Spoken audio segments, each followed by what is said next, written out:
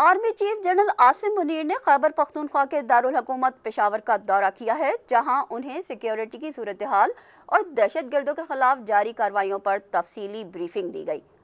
سپہ سالار نے security forces کے عزم اور قربانیوں کو سراہا اور ان کی شاندار کامیابیوں پر فخر کا اظہار بھی کیا۔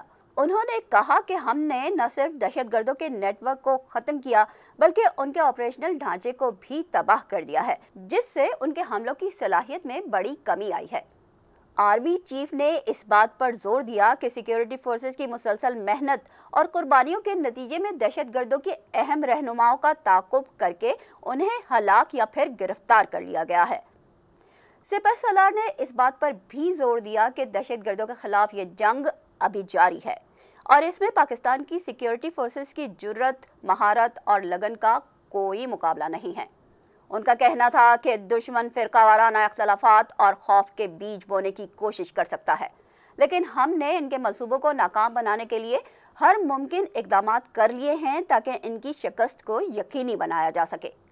اس کے بعد جنرل عاصم منیر نے سیاسی قیادت کے ساتھ بھی ملاقات کی اور اس بات پر اتفاق کیا گیا کہ دہشت گردی کے خلاف جنگ میں سیاسی جماعتوں کی حمایت بہت ضروری ہے۔